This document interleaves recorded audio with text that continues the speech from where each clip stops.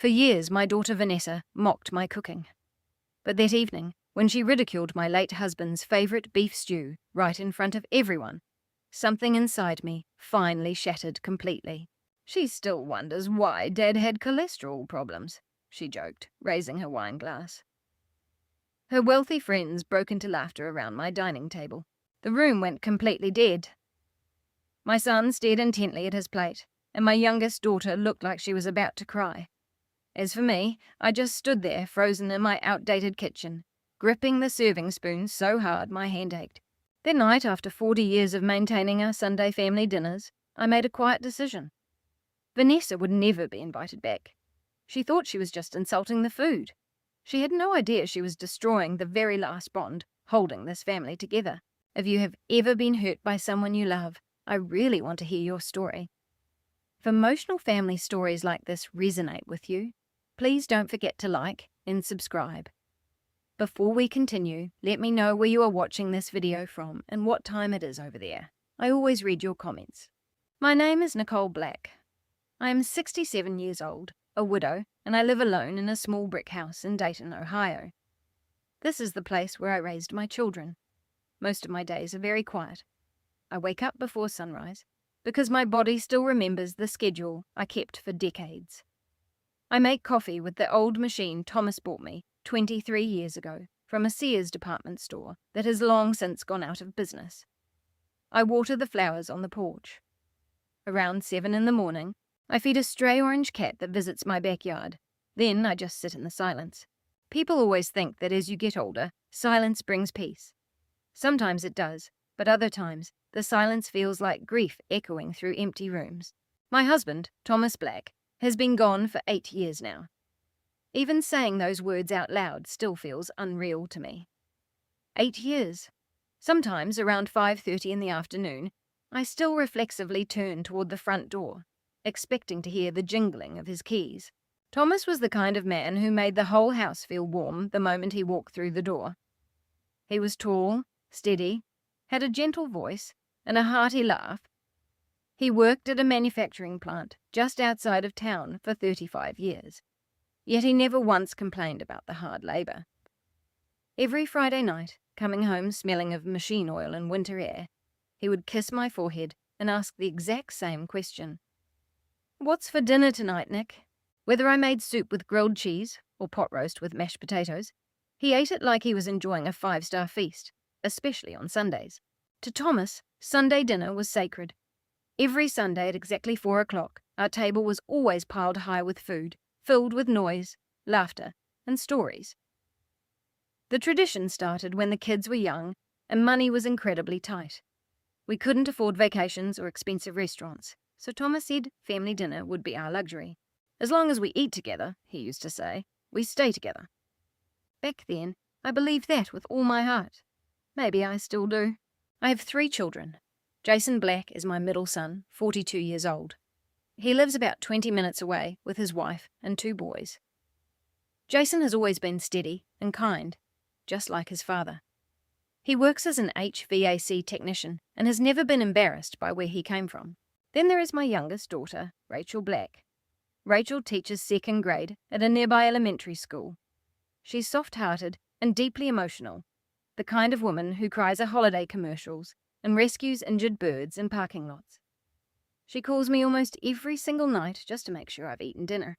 And finally, there is Vanessa, my oldest daughter. She goes by Vanessa Blackwood now, after marrying Ethan Blackwood. Vanessa was smart and fiercely ambitious from the time she was a little girl. She always craved more than this small town could offer. More money, more elegance, more status. Even as a child, she hated thrift stores, hand-me-down clothes, and old furniture. At 16, she told me she planned to leave Dayton forever. By 22, she did. Now she lives in a luxury condo in downtown Chicago, complete with marble countertops and floor-to-ceiling windows overlooking the river. She works in corporate marketing, and Ethan works in finance. Their entire life looks perfectly curated, straight out of a magazine cover, at least online. The strange thing is, Vanessa wasn't always ashamed of us. When she was a little girl, she used to stand right next to me in the kitchen, wearing Thomas's oversized apron with the hem dragging on the floor. She would use both hands to stir brownie batter, licking the frosting off the spoon when she thought I wasn't looking. "Mom," she said to me when she was 9, "your chicken soup could make anyone feel better." I remember that line because Thomas laughed and said, "See, even the kids know your magic." Sometimes I truly wonder where that little girl vanished to. Or perhaps life simply taught her that love is less valuable than wealth. After Thomas passed away, Sunday dinners became even more important to me. Grief changes a family. At first, it pulls everyone closer. Then slowly, quietly, it begins to push people in different directions. I was terrified that without Thomas keeping us anchored, everyone would drift apart, living their own separate lives, until holidays became awkward obligations rather than true reunions. So I kept cooking, every single Sunday. Roast chicken, beef stew, cornbread, pot roast, homemade macaroni and cheese, peach pies in the summer, and turkey with stuffing during the colder months. I cooked because it was the only way I knew to keep people close, and for a while, it worked. Jason would still show up early to help set the table. Rachel would bring flowers or dessert. The grandkids ran up and down the hallway, and the old radio in the kitchen softly played Motown music. But Vanessa changed after she moved to Chicago. At first, it was just the little things. She started criticizing the butter, then the salt, then the sugar, then the portion sizes, then the furniture, then the curtains, and finally, me. "You still cook like it's 1985, Mum. You do know people don't eat carbs like this anymore, right? Everything here is just so heavy." In the beginning, she said these things with a laugh, so everyone else laughed along, including me. That's how humiliation works. When it starts slowly, you convince yourself it isn't real. You tell yourself they don't mean it. You make excuses because the truth hurts too much. But as time went on, her comments grew sharper and meaner. Before every Sunday dinner, I started getting anxious in my own kitchen, checking the seasoning countless times, guessing what Vanessa would criticize next. I even altered recipes I had made for 30 years because I suddenly felt ashamed of them. I remember standing in the grocery store one Sunday afternoon, holding a package of butter, just frozen there for nearly 5 minutes. In my head, I could already hear Vanessa's voice. "Mom, do you know how unhealthy that is?" I put it back on the shelf. Then I cried in my car. It sounds ridiculous now, crying over a package of butter.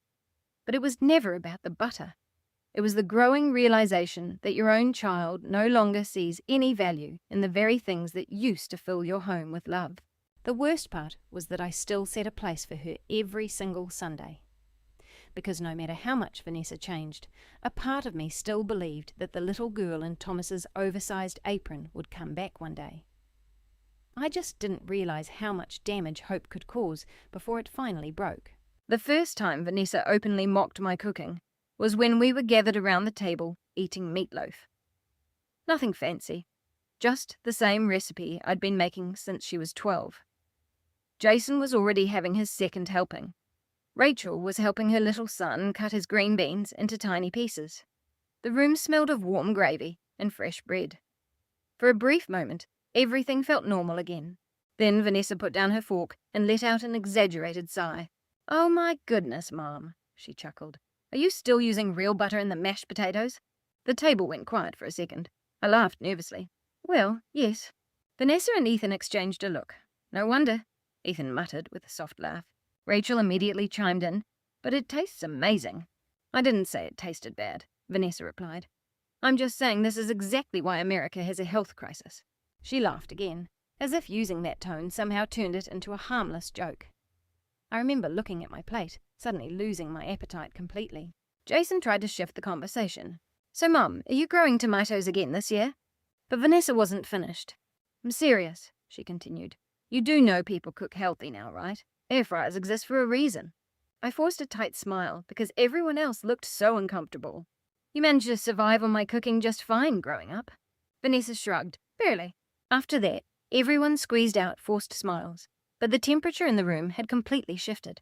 A pattern emerged from that point on. Every Sunday, every meal, another comment, another joke, another reminder that the food I spent hours preparing for the people I loved had become an embarrassment to my own daughter. Sometimes it was subtle. "These dinner rolls are so dense. Does this house own any spices besides salt?" Mom, nobody under 70 eats casseroles anymore. Other times, it was worse. One night I made fried chicken because the grandkids loved it. Vanessa stared at the platter as if I had placed poison on the table. You know, she said, sipping her wine, there are entire documentaries about this kind of food. Jason rolled his eyes immediately. Can we just have a nice meal without turning dinner into a TED Talk? Vanessa ignored him. I'm just trying to help Mum evolve a little bit. Evolve? That word echoed in my mind all night, as if I were some obsolete object that needed upgrading, like an old appliance, a piece of worn furniture, or just an old woman. The hardest part wasn't even the criticism itself. It was the way Ethan encouraged her behaviour. When Vanessa first brought Ethan home years ago, he seemed charming at first. He had expensive suits, a perfect smile, and a smooth voice. The kind of man who always looks you dead in the eye when he speaks to make himself seem sincere. But over time, I noticed something. Ethan loved making other people feel small, especially those he viewed as beneath him. He never insulted me directly. Men like Ethan may rarely do. Instead, he used politeness as a weapon. Oh, Nicole, this meal is incredibly nostalgic. Well, I haven't eaten food like this since college. This is very authentic Midwestern comfort food. Every sentence sounded like a compliment until you caught the underlying tone, and Vanessa began to act exactly like him. One Sunday afternoon, I spent nearly 6 hours cooking. Pot roast, honey-glazed carrots, homemade biscuits, and an apple pie from scratch. I even used the beautiful tablecloth Thomas and I bought in Tennessee to celebrate our 25th anniversary. I wanted everything to be perfect because Vanessa was bringing a few colleagues from Chicago who happened to be passing through town. To this day, I don't know why I cared so much. Perhaps a mother never truly stops trying to win her children's approval. Her colleagues arrived looking like they had stepped right out of a magazine ad. Flawless hair, designer boots, expensive watches. The women politely complimented my house. One of the men looked around my dining room and asked, "Wow, how long have you lived here?" 38 years, I answered proudly. Vanessa chuckled softly. She refuses to update anything. Everyone laughed politely. Just like that, the familiar shame began creeping into my chest again. Dinner started out normal enough. Everyone ate, talked, and laughed. Then one of Vanessa's colleagues took a bite of the roast and smiled. "This is absolutely incredible." Before I could even say thank you, Vanessa spoke up. "Oh, trust me, everything tastes delicious. The price is just a heavy toll on your arteries." A wave of laughter broke out across the table. It wasn't loud or cruel, but it was enough. Enough to make my face burn bright red. Enough to make me suddenly feel ridiculous. A 67-year-old woman standing here in an apron, trying to impress people who would never respect me. Rachel frowned immediately. "Vanessa." "What?" she asked with complete innocence. "I'm just kidding." Jason set his fork down with a heavy clatter. "You make a joke out of Mum every single meal." Vanessa blinked. "Oh, please, everyone is being so dramatic." Ethan offered a slight smirk, but remained silent. I quickly stood up. "Does anyone want more tea?" I always did that. Deflect. Smooth things over. Pretend nothing hurt because I was too terrified that conflict would completely ruin the dinner. But deep down, dinner had been ruined long ago. I just hadn't admitted it yet. Later that evening, after everyone left, Rachel stayed behind to help me clean up. She dried the dishes while I packed the leftovers into plastic containers. Finally, she looked at me closely and asked, "Mum, why do you tolerate her doing that?" My eyes remained fixed on the sink. "She doesn't mean it." Rachel sighed gently. "No, she does." My hands paused for a second. The words stung because I knew Rachel was right, but I still found myself defending Vanessa. She's under a lot of stress. Chicago is incredibly competitive. Her entire world is different now. Rachel shook her head. "No, Mum, success doesn't make a kind person cruel." I didn't answer because I didn't know how to. The truth was, I kept making excuses because the alternative was too overwhelming to bear. If Vanessa truly meant it, if she honestly looked down on me, then maybe I had quietly lost my daughter years ago without even realizing it. After Rachel left, I sat alone in the kitchen for nearly an hour. The house was silent except for the faint hum of the refrigerator. Staring at the leftover biscuits on the counter, I suddenly remembered something Thomas told me right after Vanessa moved away. She's trying too hard to be someone important. At the time, I laughed and asked him what he meant. Thomas shrugged. People who are genuinely comfortable with who they are don't need to spend all their time proving they're better than where they came from. I wish so desperately that he was still alive. Not because he could magically fix everything, but because Vanessa never acted this way when he was around. Thomas possessed a quiet authority that kept everyone grounded. Even Vanessa softened in her father's presence. After he died, something shifted. It was as if she decided she could finally erase the unremarkable parts of her life. Unfortunately, I was one of those parts. Still, every Sunday, I kept cooking, kept hoping, kept believing that maybe the next dinner would be different. Maybe Vanessa would offer a compliment. Maybe she would remember who she used to be. Maybe she would stop treating my love like an embarrassment. But hope becomes dangerous when you keep accepting pain just to maintain it. I was getting closer to my limit. I just didn't know it yet. Thanksgiving used to be my favorite day of the year. Not Christmas, not birthdays. Thanksgiving. Because for that one night, my entire family would sit under the same roof with absolutely no distractions. There was no rush to unwrap gifts, no expectation of expensive items, just food, stories, and togetherness. At least that's how it used to feel. The Thanksgiving that changed everything started at 5:30 in the morning. I remember it clearly because the sky was still pitch black when I tied my apron strings and turned on the kitchen lights. The house looked beautiful. I had spent 2 days preparing. Fresh rosemary was arranged in small glass jars across the dining table. The good plates were polished and laid out next to folded cloth napkins. A pumpkin-scented candle burned by the window. In the kitchen, Thomas's favourite jazz station played softly while I cooked. The turkey was roasting in the oven. Sweet potatoes were cooling on the counter. Homemade cornbread. Green bean casserole. Mashed potatoes whipped with butter and cream exactly the way Thomas loved them. And the beef stew. That stew was a family recipe passed down for nearly 30 years. Thomas used to request it every single winter. "Make that stew, Nick," he would say. "That stuff could fix broken bones." Stirring the pot that morning, I thought about him with a smile on my face. For the first time in weeks I felt hopeful. Maybe Thanksgiving would be different. Maybe Vanessa would relax. Maybe everyone could simply enjoy being together again. I should have known better. Around 3 in the afternoon, Rachel arrived first, bringing pies from a bakery near her school. "You've been cooking since daybreak again, haven't you?" she asked, kissing my cheek. I chuckled softly. "You know me." Jason arrived 30 minutes later with his sons, bursting through the front door like little hurricanes. The house instantly came alive. The football game was playing in the living room. The grandkids chased each other down the hallway. Jason snuck a few pieces of turkey from the kitchen when he thought I wasn't looking. For a moment, everything felt almost perfect. Then Vanessa arrived. Somehow, even before she spoke a single word, the entire atmosphere shifted. You know how some people carry an intense, stressful energy the moment they walk into a room? That was Vanessa now. She walked in, wearing a beige designer coat that probably cost more than our monthly mortgage payment back when Thomas was alive. Ethan followed behind her, holding an expensive bottle of wine. Behind them was another couple. Vanessa's friends from Chicago. "Mom," Vanessa said quickly, giving me a brief cheek kiss. "This is Claire and Benjamin." The woman smiled politely. The man shook my hand warmly. "Your home is beautiful," Claire said kindly. Before I could answer, Vanessa laughed. "It's very vintage Ohio." I forced a smile. Rachel immediately lowered her head, looking at the floor. About an hour later, we all moved into the dining room. The table looked gorgeous. The candles cast a soft glow, steam rose from the serving platters, and the grandkids were laughing happily. For one brief second, I looked around the room and imagined Thomas sitting at the head of the table once again. Then Vanessa spoke. "Oh, wow," she said, eyeing the food. "Mom made enough food to feed an entire army."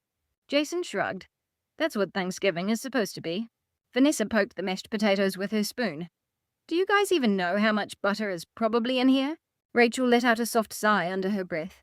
I kept my smile forced. "It's only once a year." Ethan chuckled. "Nicole believes holiday calories don't count." Everyone offered polite laughter. I laughed too, because that's just what I always did. Dinner went on.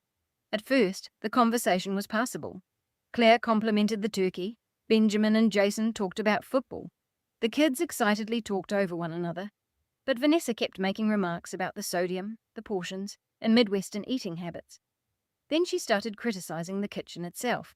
"Mom, You're seriously still using these cabinets? I looked up from pouring gravy. What's wrong with them? They're prehistoric.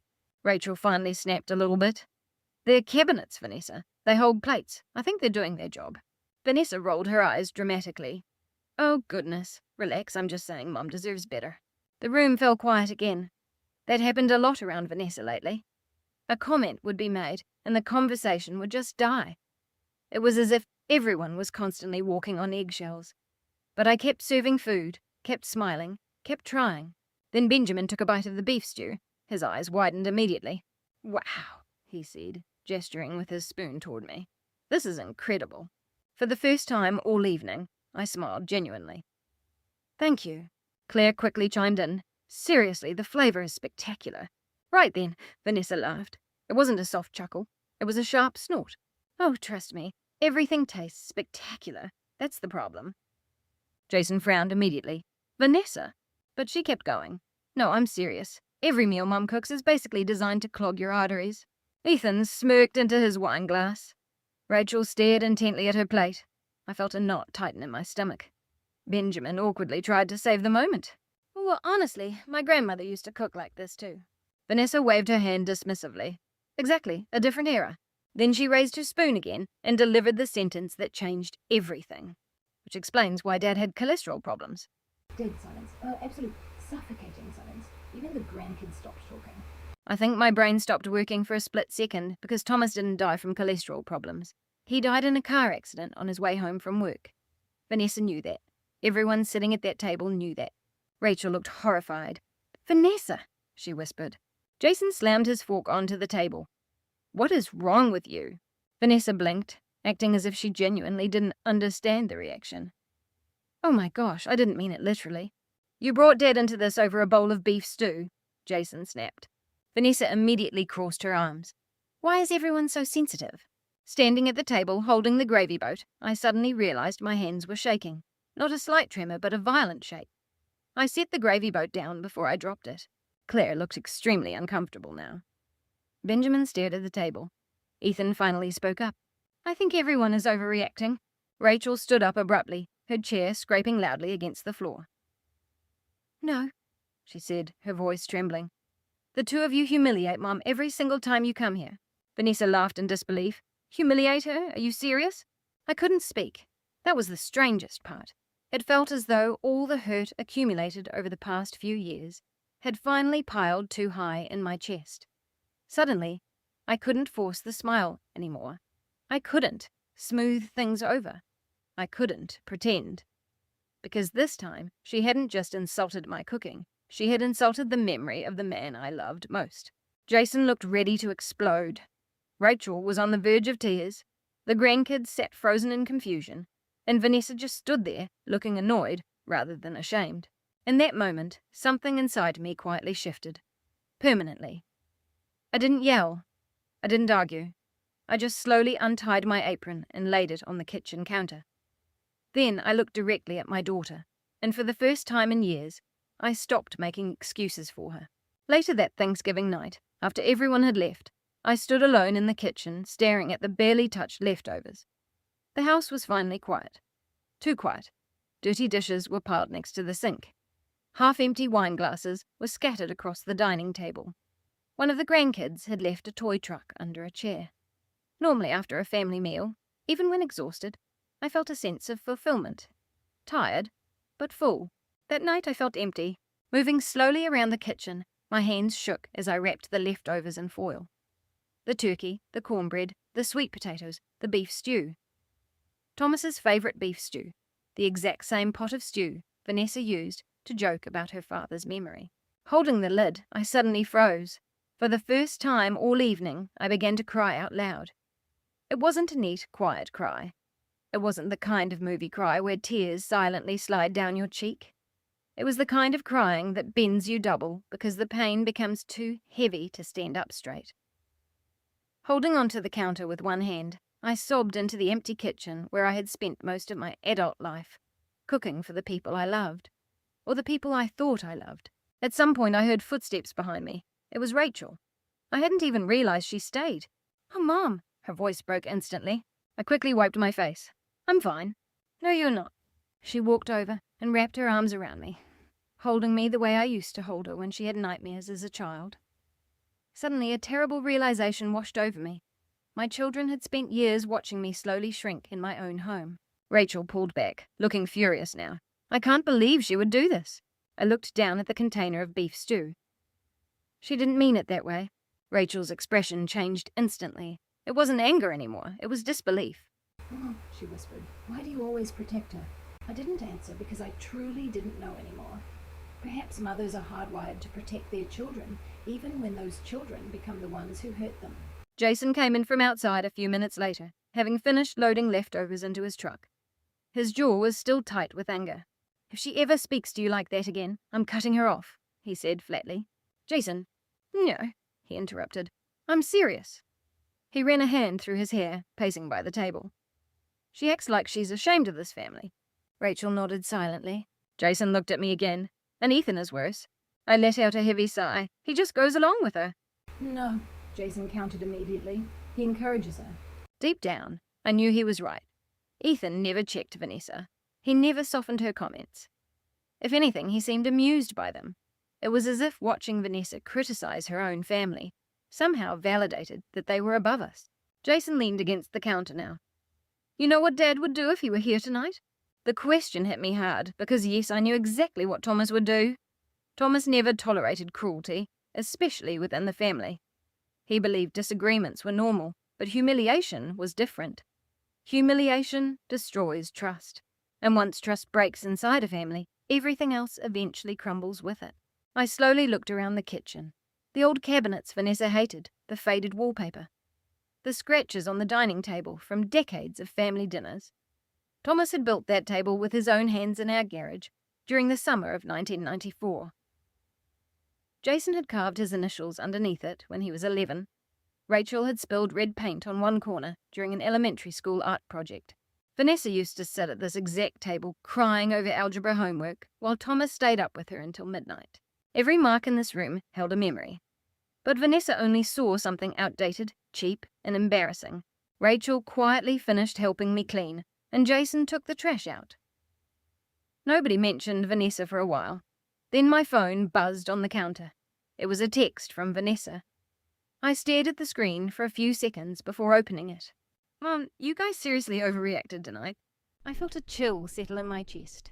Then no apology, no acknowledgement of wrongdoing, just annoyance. A few seconds later, another message arrived. "Honestly, I was just trying to help. You still cook like it's the 1980s. People care about health now." That was followed immediately by another. "To be frank, that whole small-town home cooking atmosphere can be really embarrassing around successful people." I read that line 3 times. Embarrassing around successful people. Rachel noticed my expression immediately. "What did she say?" I silently handed her the phone. Rachel's face hardened as she read it. "Oh my gosh." Jason walked back into the room just in time to hear her. "What now?" Rachel passed the phone to him. He stared at the screen for a long moment, then let out a bitter laugh. "There it is." I frowned. "What?" "She's ashamed of us," he said quietly. The truth hurt because it now sounded undeniable. I slowly sat down at the dining table, this table where I had fed Vanessa thousands of meals over decades. The soup when she had the flu, the heart-shaped pancakes when she was little, birthday cakes, graduation dinners, late-night grilled cheese sandwiches after heartbreaks. Every major moment of her life had passed through this kitchen, and somehow she now looked at it with shame instead of love. Jason sat next to me. "You don't deserve this, Mom?" I stared at Thomas's empty chair. For years after his death, I kept expecting the grief to get smaller. But grief doesn't shrink. Life just grows around it. Sitting in this kitchen, a painful realization washed over me. Vanessa's cruelty hurt so deeply because it felt like losing another piece of Thomas at the same time. Those dinners weren't just meals. They were memories, traditions, the last living threads of the life we built together. And every joke Vanessa made chipped away at that connection. I thought about all the Sundays I had spent anxiously awaiting her arrival, altering recipes to impress her, buying ingredients she approved of, desperately trying not to embarrass my own daughter. How many years had I spent trying to earn love that should have been unconditional? Rachel sat quietly across from me. Then she asked softly, "Mum, are you still planning to invite her for Christmas dinner?" The room went still, because for the first time, the answer didn't automatically spill out. Normally I would say yes instantly. Of course she's my daughter. But this time, an image popped into my head of Vanessa laughing while mocking Thomas's memory. I pictured the grandkids sitting there each Sunday, confused and uncomfortable. I saw myself spending days cooking for people who ridiculed me, only to end up crying over containers of leftovers. Something inside me was finally tired. Not angry, not dramatic, just tired. I looked down at the family calendar hanging next to the refrigerator. Every Sunday dinner was written carefully in blue ink. Every holiday was planned weeks in advance. Then, I silently reached for a pen. Rachel watched me quietly. Jason stopped moving. Without saying a single word, I drew a line through Vanessa's name on the guest list for next Sunday's dinner. The sound of the pen scratching against the paper felt incredibly loud. It was final. I stared at the line through my daughter's name for a few seconds. My chest ached, but beneath the pain, there was also a sense of relief. It was faint and unfamiliar, but real. For the first time in years, I realized that protecting your family should never come at the cost of destroying yourself. The first Sunday dinner without Vanessa felt wrong from the moment I woke up. It wasn't peaceful or triumphant. It was just unfamiliar. For nearly 40 years, Sunday mornings in my house followed the exact same rhythm. The coffee before church, the grocery bags being unpacked on the kitchen counter, the soft music playing while I cooked, the extra chair reserved in my mind for the last child to arrive, and the lingering anticipation of Vanessa's critique built into every recipe. That morning, I kept waiting to brace myself for it. I reached for the butter and hesitated. Then I stopped. No one was here to judge me. The realization brought a strange wave of relief. Standing alone in my kitchen, staring at the stick of butter in my hand, I slowly laughed out loud. It was a silent laugh, the kind that surfaces when you suddenly realize just how exhausted you've been. So I cooked exactly the way I used to when Thomas was alive. No adjustments, no apologies, no trying to please anyone. I seasoned the roast generously. I added cream to the mashed potatoes.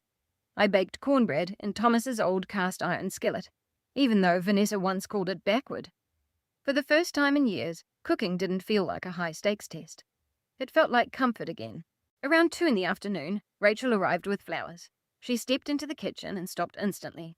"Oh my gosh," she whispered dramatically, taking a deep breath. "It smells like childhood in here." I chewed my lip, laughing softly. "Is it really that obvious?" She walked over and peeked into the pot of stew. "You used the original recipe?" "Yes, I did." Rachel smiled at me tenderly, and in that moment, a painful realization hit me. My other children had noticed every single compromise I had been making. Jason showed up an hour later with the boys. The moment my grandkids caught the scent of the kitchen, they cheered. "Grandma made the good mashed potatoes. I knew it." Jason laughed as he took off his coat. "See, this is why your house is still the best place for the holidays." I couldn't help but smile. Dinner that night felt lighter. That's the only way I can describe it. No one criticized the food. No one mocked the house. No one made sharp digs master's jokes. The grandkids laughed loudly, and there was no tension hanging over the table. Rachel shared funny stories about his students.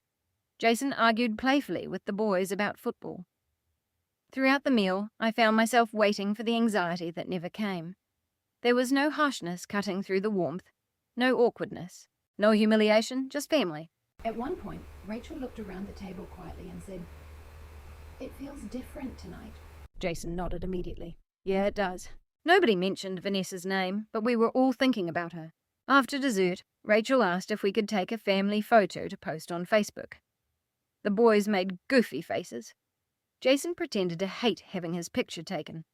I stood in the middle, holding a platter of peach pie, and Rachel snapped several photos at the table. One of them caught me laughing fully from the heart. It wasn't a forced smile or a polite grin. It was real. I hadn't even realized how long it had been since I've been photographed looking that happy. Around 8:30, after everyone had left, the house settled back into silence. I cleaned up slowly, humming a tune. It was the first Sunday in years that I didn't cry afterward. I wasn't replaying mean comments in my head. I wasn't questioning what I should have done differently. I just felt at peace. The peace lasted exactly 43 minutes. At 9:17, my phone rang. It was Vanessa. I stared at the screen. A part of me wanted to ignore it, but I answered anyway. Hello? Her voice was instantly sharp and cold. You had dinner tonight? I blinked. Yes, we did. And you didn't invite me? There it was. No concern, no reflection, just anger. I leaned against the kitchen counter. We have dinner every Sunday. That's not what I asked, Mom. I closed my eyes for a moment. In the background, I could hear the city noise through her phone, car horns, a distant siren somewhere. I saw Rachel's Facebook post, Vanessa continued. You guys had family dinner without me. She sounded completely betrayed. I looked around my quiet kitchen, the same kitchen she had insulted for years. I felt surprisingly calm inside. Yes, we did, I answered gently. A long silence followed. Then she let out an incredulous laugh. Well, I didn't say anything. So this is how we're doing things now? What do you mean? Are you punishing me for Thanksgiving? Punishing? It's an interesting choice of words, as if walking away from pain was a cruel act on my part. I took a slow, deep breath. Vanessa, no one is punishing you. You are. You deliberately left me out. My chest tightened slightly, but my voice remained steady. You haven't seemed happy with the dinners here for a long time. That is ridiculous. Another silence. I don't think Vanessa expected resistance from me. Certainly not this quiet kind. Usually, during a conflict, I apologized quickly to restore peace. But after Thanksgiving, something had changed. Perhaps pain eventually burns away fear. Vanessa scoffed. So Rachel and Jason are turning you against me now? No. Then what is this? I looked down at the dish towel in my hand. Then calmly and honestly, I said the words I had kept hidden for years. I just thought you might be happier if you didn't have to eat food you dislike. Dead silence. Absolute, heavy silence. I could practically hear her trying to process what I had just said. Then her voice turned stiff. Oh, please, you get criticized every meal. Vanessa, I was joking. No, I countered gently. You were humiliating me. Hearing those words out loud shocked even me, because it was the first time I had stated the truth without sugarcoating it. Vanessa immediately became defensive. You are being incredibly dramatic. I don't think I am. You're seriously excluding your own daughter over a side dish. The irony almost made me laugh. A side dish? As if that were the real issue. It was never about the food, Vanessa. Then what is it about? I finally answered honestly. It's about respect. Another long pause followed. Then for the first time in years, I detected a hint of uncertainty in Vanessa's voice. Are you really this upset over a single comment? A single comment? I stared across the room at Thomas's empty chair. No, I whispered. I am tired of years of countless comments. Vanessa let out a heavy breath. You know what? Fine. If everyone wants to be this sensitive, have it your way. Sensitive. There was that word again, as if basic kindness was somehow a weakness.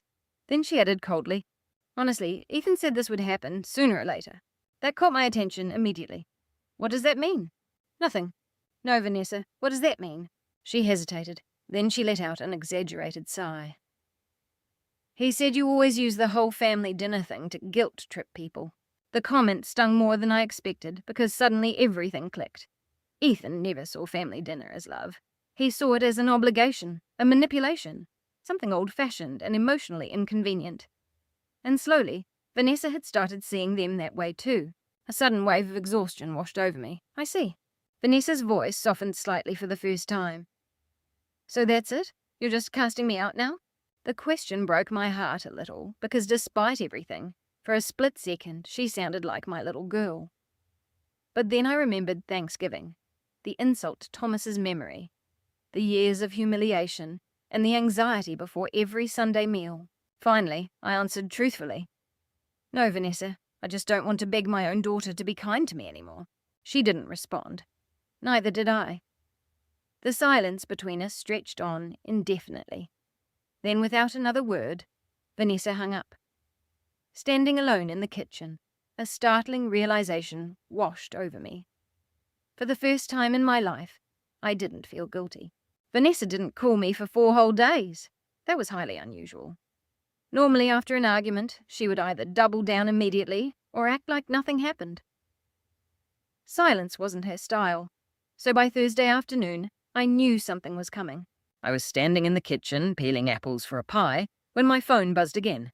It was Vanessa. This time, I answered with caution. "Hello." Her voice was calm, too calm.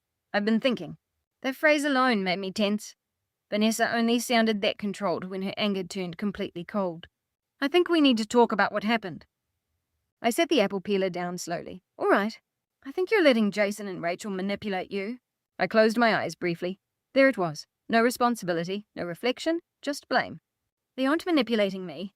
They've always been jealous of me," Vanessa continued, "especially Rachel."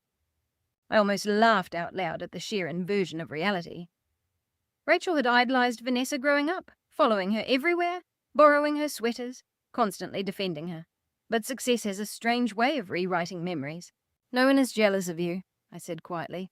"Then why am I suddenly being treated like the villain?" I looked out the kitchen window toward the backyard, where Thomas used to grill burgers every summer.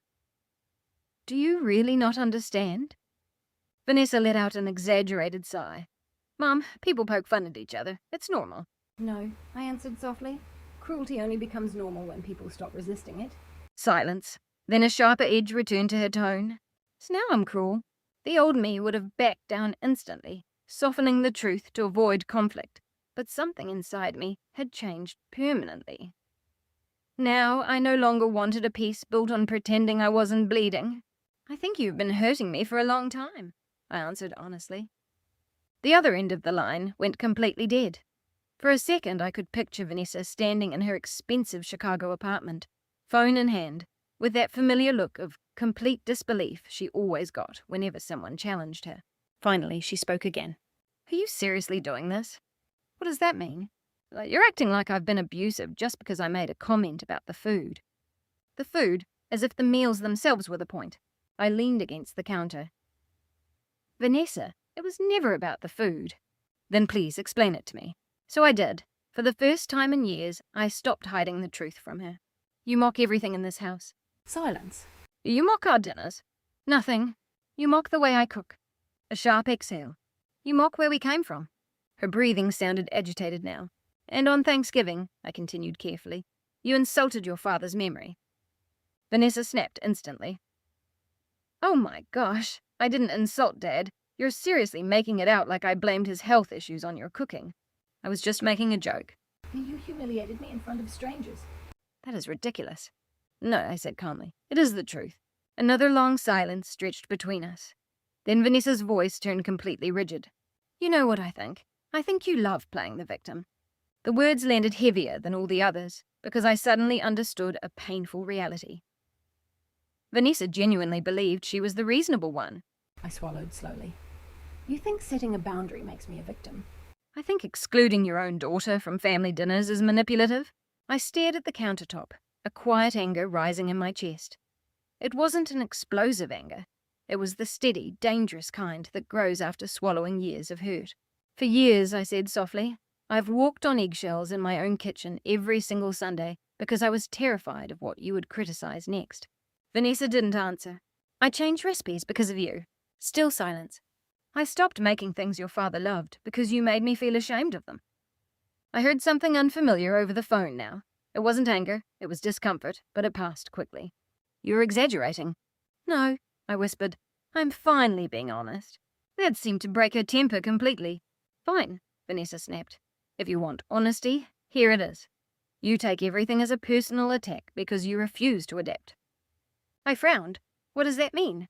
"It means the world changes, Mum, and people change. You can't expect everyone to pretend small-town traditions are the center of the universe forever." There it was again. The shame, the embarrassment, as if family traditions were somehow a mark of failure. I suddenly remembered something Thomas had said after Vanessa first took her corporate job in Chicago. "She's running away from something." At the time, I asked him what he meant. Thomas smiled sadly and shrugged. Herself. Maybe I didn't understand it then. I did now. Vanessa wasn't just rejecting my cooking. She was rejecting every part of her past that reminded her she hadn't grown up wealthy. And I, more than anyone, represented that past. "Do you know what breaks my heart the most?" I asked quietly. Vanessa let out an impatient sigh. "What?" "You act like having me as a mother is an embarrassment to you." The line finally went completely quiet. For several seconds, neither of us spoke. Then she answered in a much quieter voice. "That's not fair, is it?" "No, it isn't." "Then why do you look down on everything in this home?" "I don't." "You do." She immediately went back on the defensive. "You have no idea how hard I worked to build the life I have now." "I know you worked hard." "No, you don't," she snapped. "You don't understand what people are like in my world." Suddenly, for the first time, I heard what lay beneath Vanessa's arrogance. Fear. Real fear. Fear of not fitting in. Fear of being judged. Fear that people would find out she came from an ordinary, middle-class home in Ohio instead of the glossy fantasy she had spun for herself. But instead of dealing with that fear honestly, she had turned it into a sense of superiority. I sat down slowly at the kitchen table. "Do you know what your father used to say?" Vanessa didn't prompt me. He used to say that people who are truly comfortable with themselves don't need to constantly prove they are superior to everyone else. The silence that followed felt incredibly heavy. Then Vanessa let out a bitter laugh. So now Dad would be disappointed in me too. I instantly regretted the phrasing. "Vanessa." "No, it's fine." Her voice sounded colder now, sharper. "I get it. Jason and Rachel are the good kids, and I'm the terrible one." "That's not true." "Really? Because it certainly feels that way lately." I rubbed my forehead, feeling exhausted. "This isn't about choosing sides." "Then invite me this Sunday." The demand came suddenly, direct and sharp, like a test. I froze.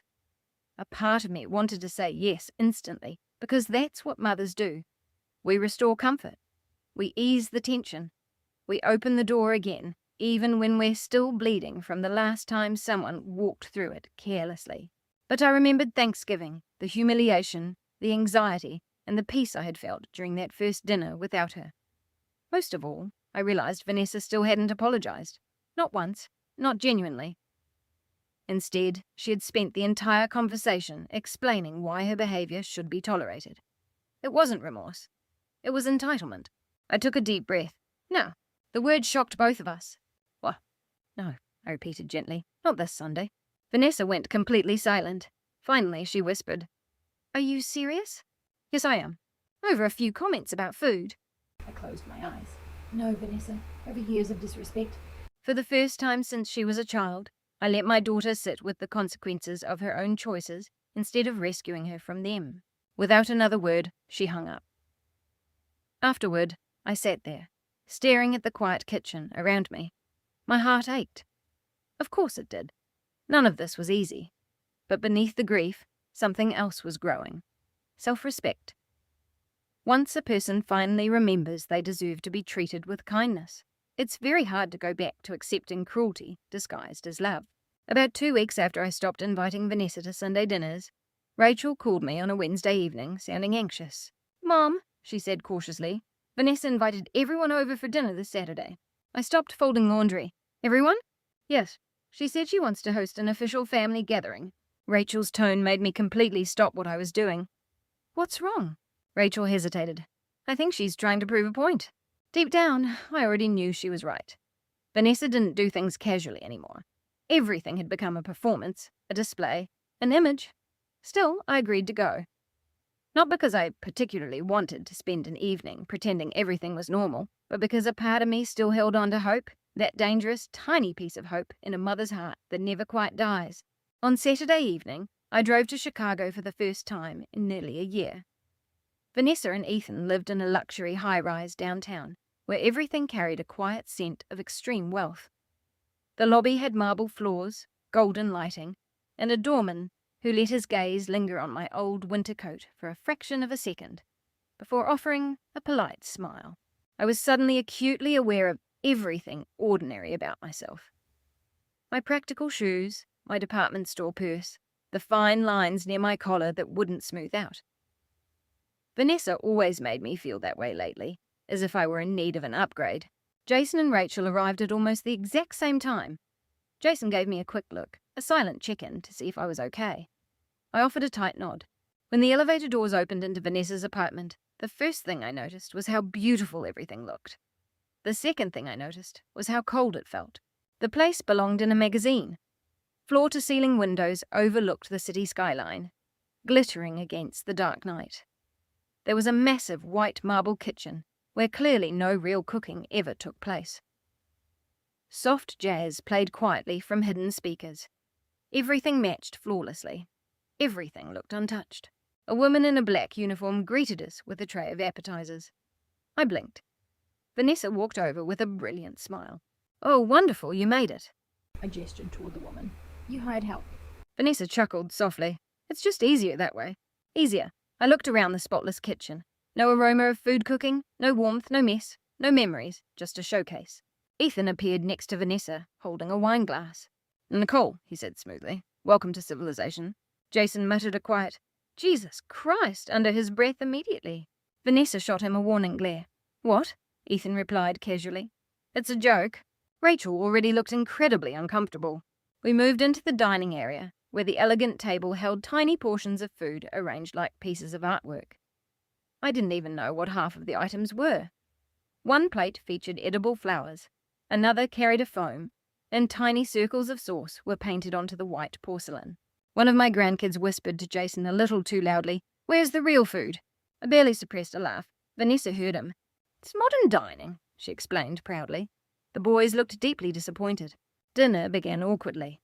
The hired chef would emerge occasionally to introduce each course using words like deconstructed and infused. Jason leaned toward me during a course consisting of a single scallop. "I'm hitting a drive-through on the way home." I bit my lips so hard to prevent myself from laughing that I nearly choked. For the first 20 minutes, Vanessa seemed almost triumphant, as if she had finally delivered a meal she considered superior to mine. Everything looked expensive. Everything sounded refined. Everything felt emotionally empty. No one relaxed. No one reached across the table for a second helping. No one interrupted each other to burst out laughing. The kids barely touched their plates. Even Rachel looked tense, trying desperately not to make any critical remarks.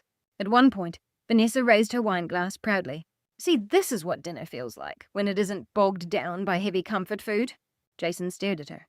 "What exactly is wrong with comfort?" Vanessa let out an exaggerated sigh. "Nothing is wrong with it. I'm just saying people can evolve." There was that word again, evolve, as if kindness, warmth, and tradition were primitive flaws. Ethan offered a slight smirk. "I think Nicole is just incredibly sensitive about the food thing." Rachel set her fork down immediately. "She's been insulting Mom for years." "Oh, please," Vanessa shot back. "I was making comments." "Oh, you were humiliating her," Rachel snapped. Vanessa leaned back in her chair.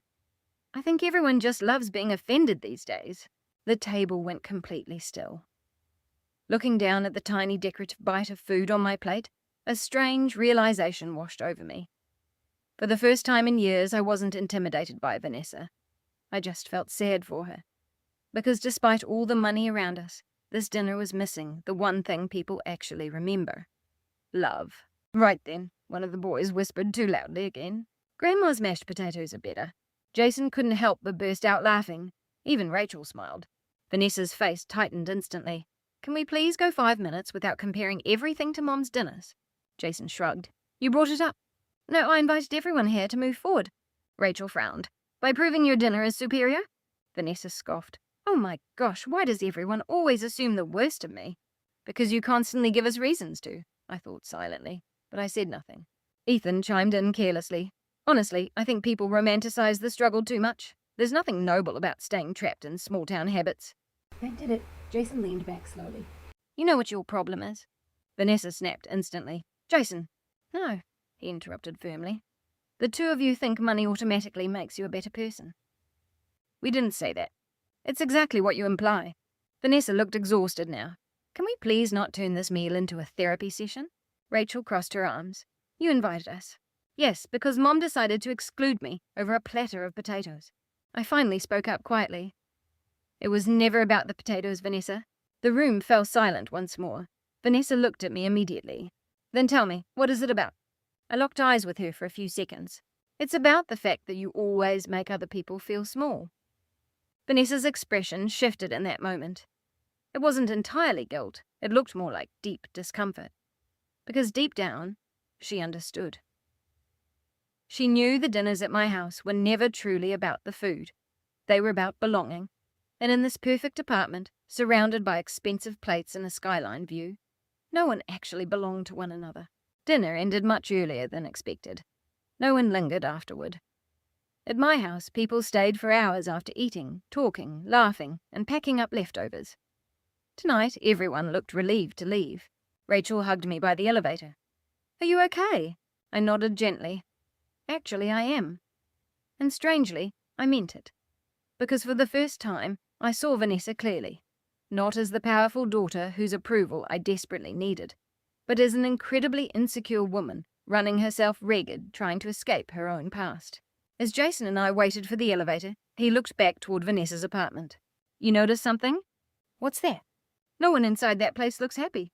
I thought about the spotless kitchen, the catered food, the forced sophistication, and the silence between the people inside. Then I remembered my crowded little dining room in Ohio, filled with the sounds of laughter, people fighting for seconds, and the kids snicking cornbread before dinner. Suddenly, I understood something important. Vanessa spent years mocking my cooking because she confused elegance with warmth. But you can't buy warmth. It has to be built slowly, patiently, through years of showing people they are loved. And deep down, I think Vanessa finally realized that her seemingly perfect life was incredibly empty compared to the tiny kitchen in Ohio, filled with the food she claimed to hate. 3 days after Vanessa's dinner party in Chicago, I was standing in the grocery store comparing cans of tomatoes when I heard my name called from the end of the aisle. "Nicole Black." I looked up in surprise. Margaret Lewis was standing there with a brilliant smile, wearing the exact same shade of bright red lipstick she'd been wearing since 1987. I hadn't seen Margaret in nearly 6 years. Of course, she looked older, we all did, but her energy hadn't changed a bit. She still carried that vibe of someone who was constantly on her way to an exciting event and running just a few minutes late. "Oh my goodness," I chuckled softly. "Margaret." She wrapped me in a tight hug immediately. "What on earth happened to you?" she demanded dramatically. "You vanished from civilization. I only live 20 minutes away from here. Where you live is practically the wilderness now." I laughed harder than I expected to. Margaret just had that effect on people. Back in our 30s, we used to work together at Parker's Diner in the centre of town. Margaret managed the front of the house, and I cooked in the back. Those were some of the hardest years of my life, but somehow they were also the happiest. The kids hadn't grown up yet, grief hadn't arrived, and family dinners hadn't turned into a source of anxiety. Margaret grabbed my shopping cart and immediately began catching up. "I heard about Thomas a few years ago," she said softly. "I'm so sorry I wasn't around." Hearing his name still brought a little squeeze to my heart. "Thank you. How are your kids?" "Oh, you know." She rolled her eyes playfully. "They're adults now, living their own lives, making their own mistakes." "How are yours?" I hesitated slightly. "They're a bit complicated." Margaret gave a knowing grunt. Which kid isn't complicated? We ended up standing in that grocery aisle, talking for nearly 40 minutes. We talked about getting older, about retirement, and about how strange it feels to wake up one day and realize your children are middle-aged adults with opinions you don't recognize anymore. Then Margaret asked out of nowhere, "Are you still cooking?" I shrugged. "Just the family dinners." "I don't mean that." I looked at her closely. Margaret had her arms crossed. "You are the best chef Parker's ever had." I smiled instantly. "You're exaggerating." "No, it's a fact." Her tone turned serious. "People used to line up around the block for your beef stew during the winters." That surprised me because, to be honest, I hadn't thought about Parker's Diner in years. "Not really." Back then, Thomas and I were barely scraping by financially. I was pulling double shifts in the kitchen, and he was working overtime at the plant. Sometimes we would pass each other in the hallway, too exhausted to even finish a sentence.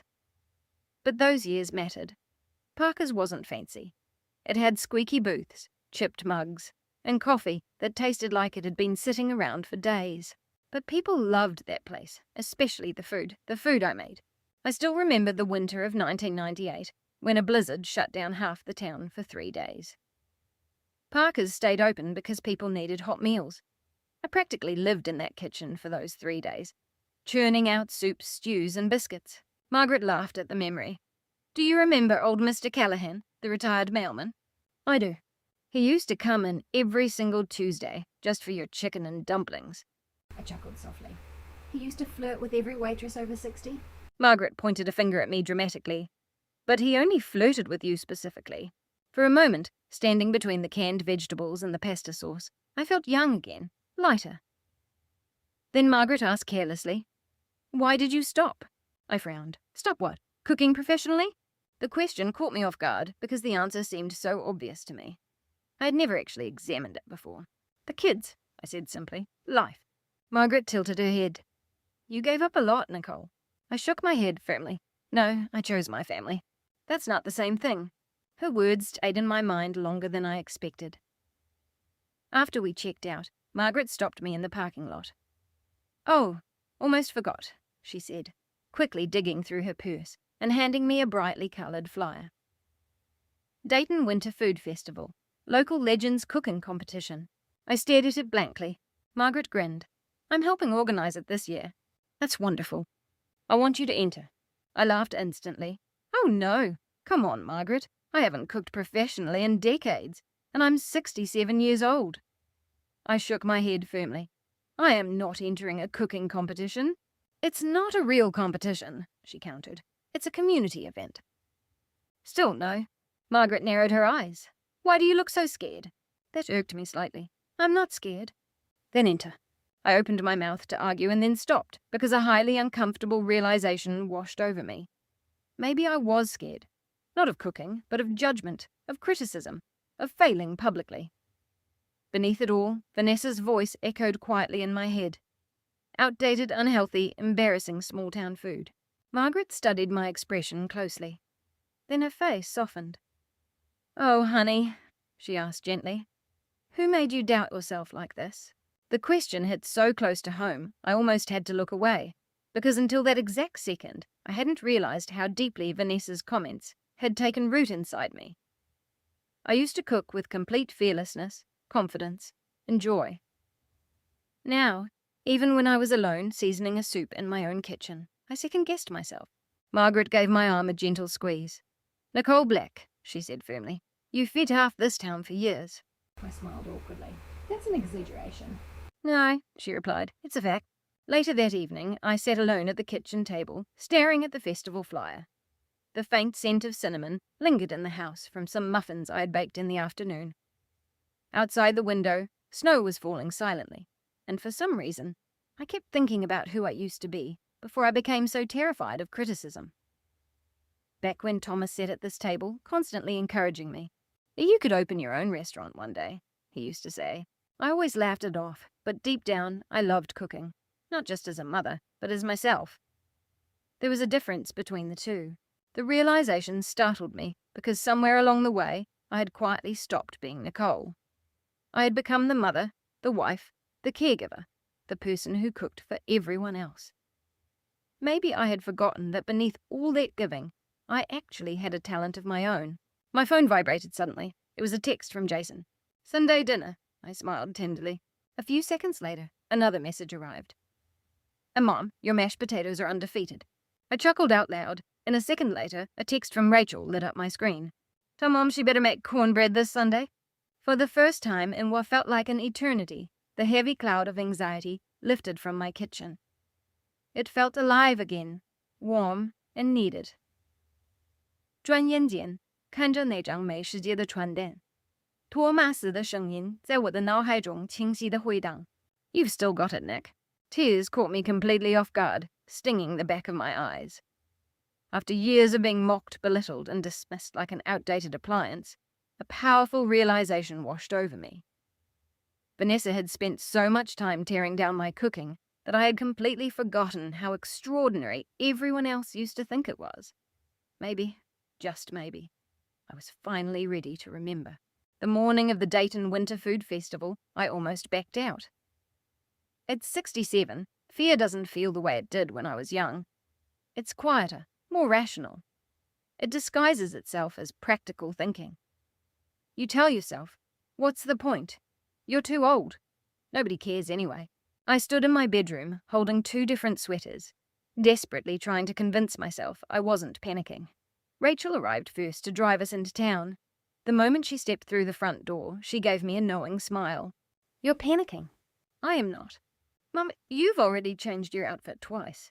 I frowned. How could you possibly know that? Because one of the sweaters is still sitting on the couch.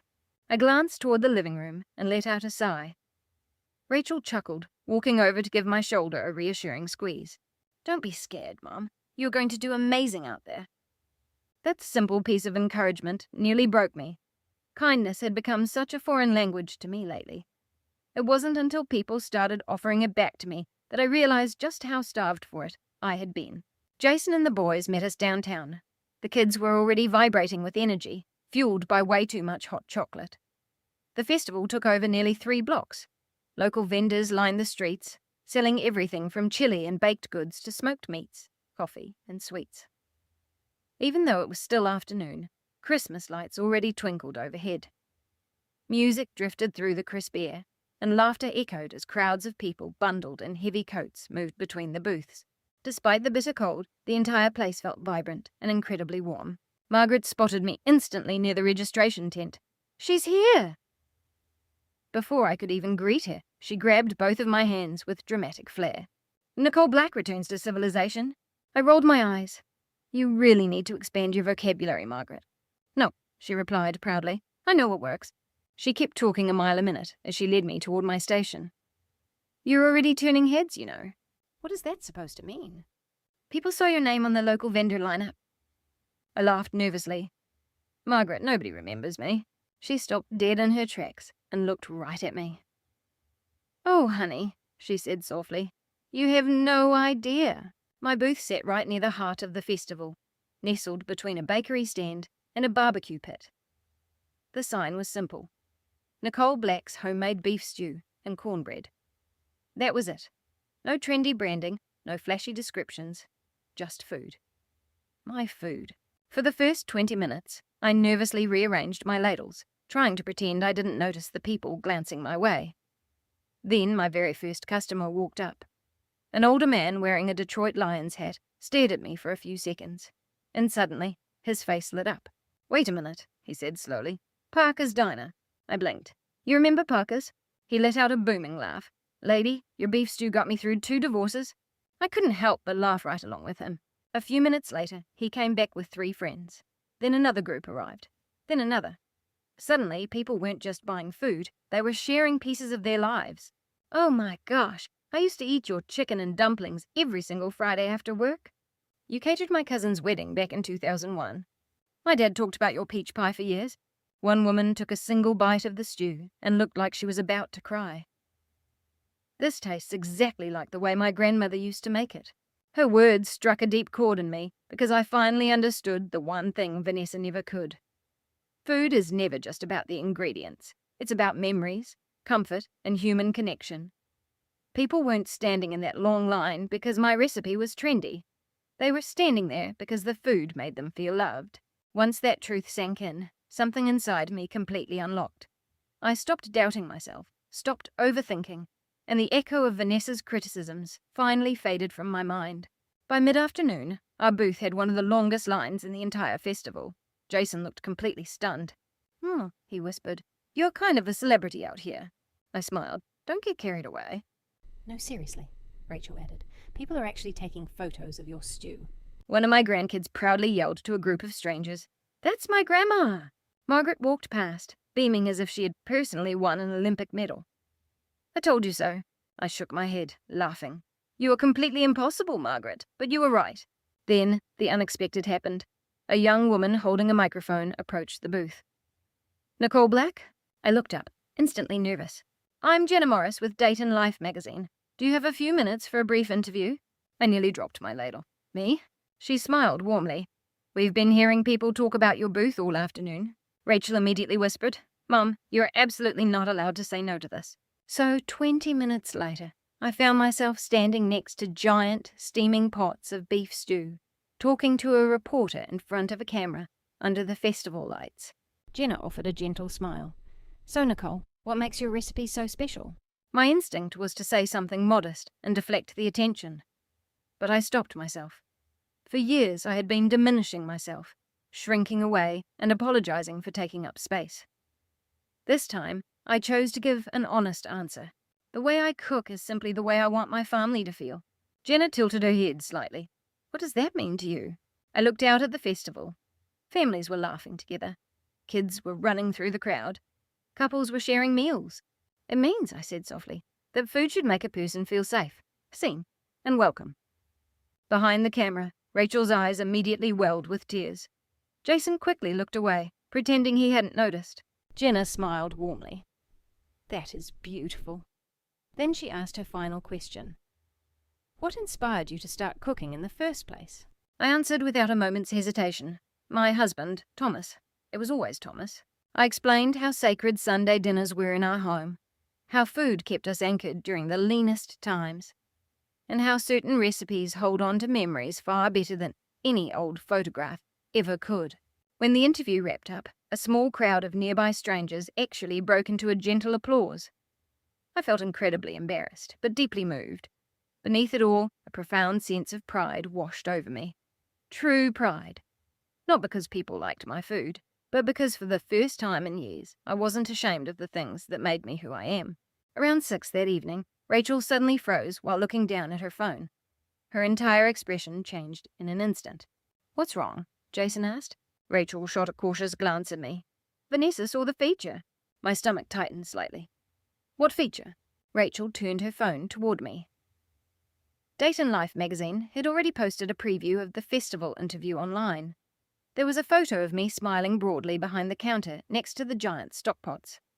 The headline read, "The woman feeding a community with love." A lump caught in my throat because it had been a very long time since anyone had used such kind words to describe me. Jason looked between Rachel and me. What did Vanessa say? Rachel hesitated for a moment before answering quietly. She commented, "Funny how people are still celebrating such unhealthy food." Jason scoffed immediately. You've got to be kidding me. But the strangest thing happened. This time, the words didn't crush me. I looked out at the crowded booth, watching strangers happily eating my food, laughing, sharing stories, and waiting in line for a second helping. Suddenly, Vanessa's opinion felt smaller than it ever had before. It wasn't that it didn't matter, she was still my daughter, but it no longer held the power to define my worth. Margaret appeared by my side again, holding a fresh platter of cornbread. You doing okay, Nick? I offered a genuine smile. Yes, and for the first time in years, I actually mean it. I should have known Vanessa wouldn't stay quiet. She wasn't the type to show up in person, not yet. But she never could tolerate feeling excluded from something where she felt she was being replaced. The real storm hit the next morning.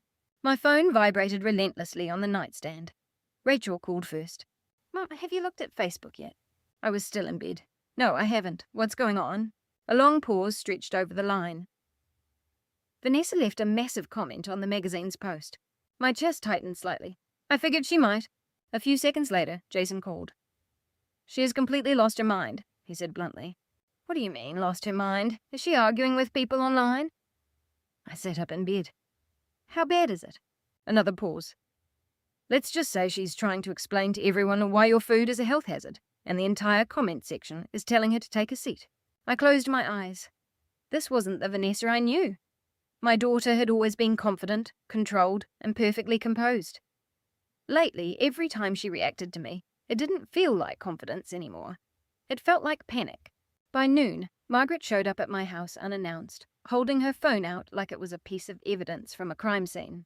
You are officially viral, she announced. And what? She pushed the screen into my hands.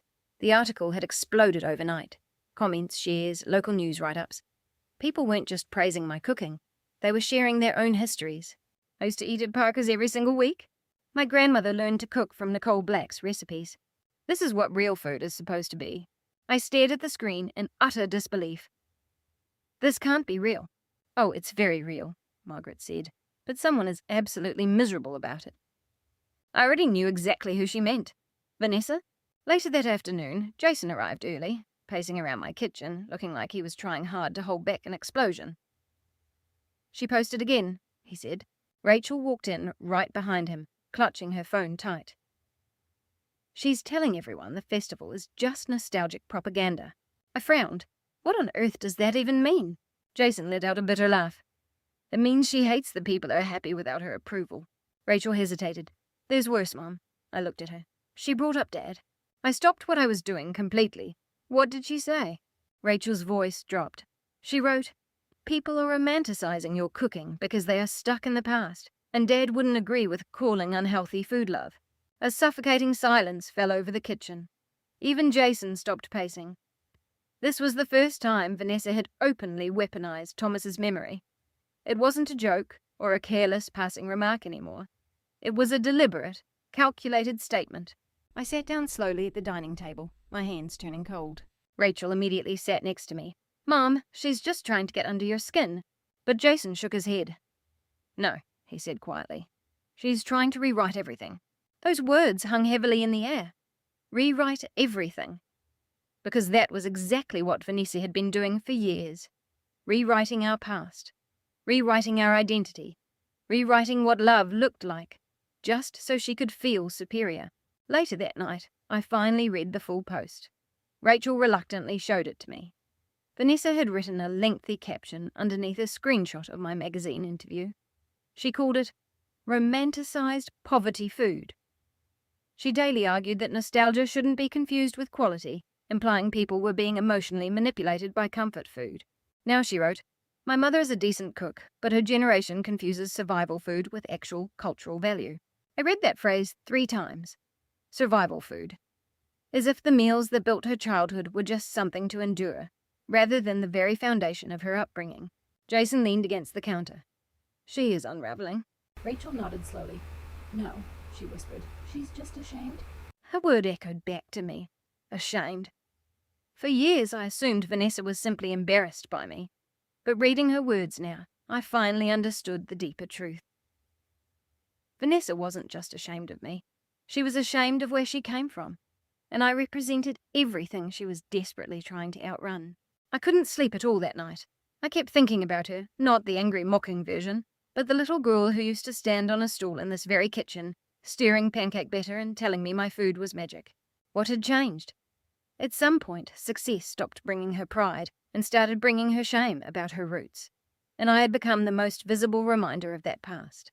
The next morning, Margaret called me again, her voice unusually grave. "Nicole, I think you need to see something." I went over to her place immediately. She handed me her tablet, displaying a new post. Vanessa had uploaded a photo of me from the festival, but this time she had added a formal statement. "My mother has always been talented with traditional cooking. I simply believe it's important not to confuse nostalgia with progress." Underneath, she added, "I support her success, but I do not support misleading health narratives." Margaret let out a loud scoff. She is really digging her heels in. But strangely, I wasn't even angry anymore. I was just tired. A deep, heavy exhaustion took over as I realized something profound. Vanessa wasn't fighting with me. She was fighting with the world's reaction to me, and she was losing. That afternoon, another unexpected shift occurred. Jason walked over with his phone, a strange look on his face. "Mom, you need to read this." I looked down at the screen. It was the comments section under Vanessa's post. Thousands of replies had poured in, but one comment stood out clearly. A man had written, "I don't know what your problem is, but I lost my wife 2 years ago. During that time, Nicole Black's beef stew was the only thing that made me feel like a human being again. If that's survival food, then I hope I never stop surviving on it." Then another. "My mom learned to cook from Nicole Black at Parker's Diner. She fed our entire neighborhood during the recession." And another. "You have no right to redefine a woman who fed half this town." Jason looked up at me. She lost control of the narrative. I stared at the screen silently. For the very first time, Vanessa didn't look powerful anymore. She looked completely isolated, defeated not by me, but by the weight of the truth. That night, I finally went to bed without a trace of anxiety. But around midnight, my phone rang. Vanessa. I hesitated before answering. "Hello." Her voice was entirely different this time. It wasn't sharp or mean. It sounded completely drained. "Everyone is attacking me," she said immediately. I closed my eyes. "Vanessa, I didn't do anything wrong." "They are twisting every single word I say." I remained quiet. Then her voice cracked slightly. "Mum, I just don't understand why they're choosing you over me." Those words pierced my heart deeper than any insult she had ever hurled. It wasn't anger or mockery. It was confusion. Genuine, raw confusion. It was as if she truly believed love was a competition she had somehow lost. I took a slow breath. "This isn't about choosing sides, Vanessa." "Yes, it is," she whispered. No, I said gently. It's about how you make people feel. A long silence stretched over the line. Then she asked softly, "Do you hate me?" My chest tightened instantly. Despite everything, the humiliation, the pain, the years of endless criticism, the answer was still no. But love didn't mean allowing myself to be a target anymore. So I answered honestly, "No, Vanessa." I heard a shaky breath on the other end of the line. "But I can't keep letting you hurt me." Silence returned, and then she whispered a sentence I barely recognized. "Didn't mean to hurt you." For the first time in a very long time, I heard real emotion in her voice. Fear. Not arrogance or superiority, but the absolute terror of losing me completely. But healing doesn't happen all at once. It happens in small moments, tiny cracks in old destructive patterns. I closed my eyes. "I know," I said softly. For the first time in years, we didn't hang up the phone in anger. We hung up in uncertainty. Somehow that felt like the beginning of something neither of us quite understood yet. Following that phone call, 5 days passed without a single word from Vanessa. No texts, no comments, no passive-aggressive posts, just total silence. And that silence felt heavier than all of her criticisms combined. At first, I tried to convince myself it was peace, but deep down, I knew Vanessa didn't just disappear when she lost control. She was recalculating. On the 6th day, Jason walked straight into my house without knocking. That alone told me something was wrong. "Mom," he said immediately, "you need to sit down." My heart sank. "What happened?" He held up his phone. "It's about Dad." My hands turned cold as Jason turned the screen toward me, displaying a scanned image of old, familiar handwriting. It was Thomas's. My breath caught in my throat. "I don't understand," I whispered. Rachel arrived a few seconds later, already crying softly. "She posted it." "Posted what?" I looked between them, my mind racing. "A letter," Jason said carefully. I felt the room tilt slightly. "What letter?" Rachel hesitated. "The letter Dad wrote before he passed away." My legs gave out, and I grabbed the edge of the kitchen counter for support. "No," I said softly. "That can't be." Jason nodded slowly. "She went into that old storage box in Chicago. Ethan got it out." My heart pounded furiously because that box held more than just old keepsakes. It held private, deeply personal notes. It contained Thomas's private letters, his thoughts, and things he told me should only be given to Vanessa when she was truly ready. I had never forced her to read it, trusting she would find it when she needed it most. I never imagined she would bring it to light like this. Rachel scrolled down the screen. Vanessa had posted it publicly, with a caption that read, "My father wrote this before he died. I think people should understand the emotional manipulation behind family traditions." I froze as Jason muttered an angry curse. Rachel began to read aloud softly. Not the whole letter, just the portions Vanessa had highlighted. Thomas's words filled my kitchen like a returning ghost. "I need you to understand what your mother gave up for you. I hope you never mistake her love for weakness. She feeds this family because it's the only way she knows how to keep us together." A painful knot tightened in my throat, but underneath every line, Vanessa had added comments, interpretations, and twisted meanings.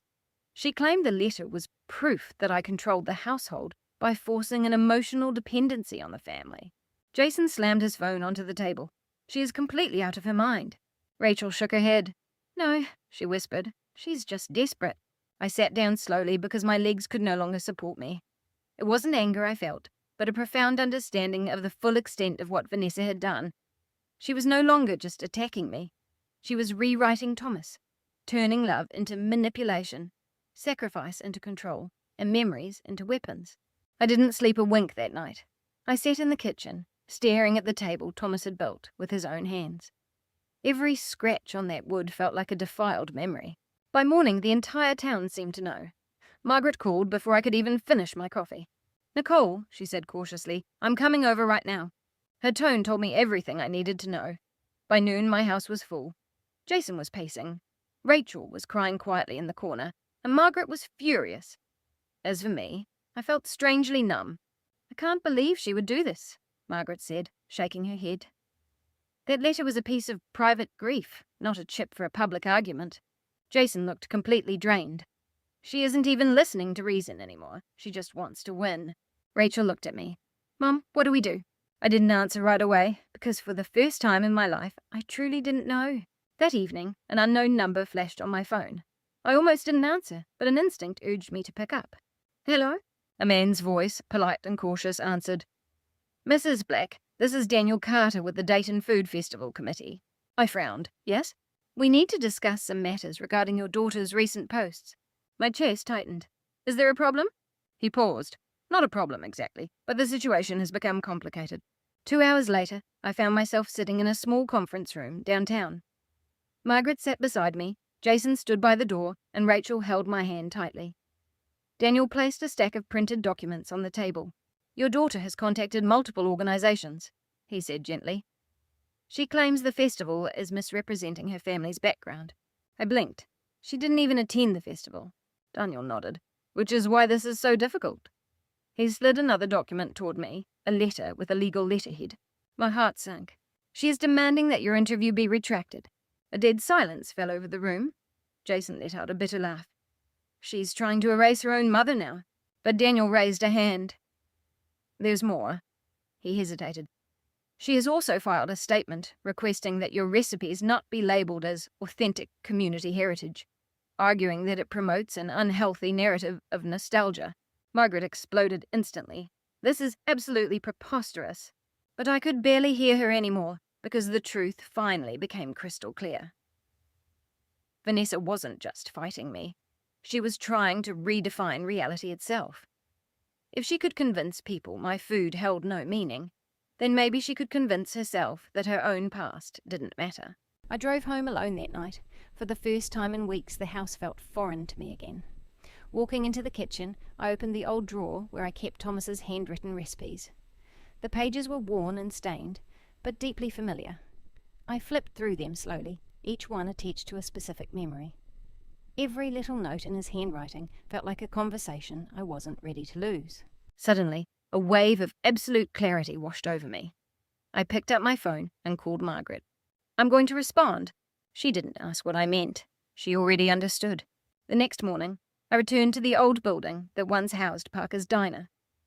It was closed now, converted into a small community activity hall, but the kitchen remained intact. Margaret unlocked the doors for me. "Nobody has used this place in years," she said.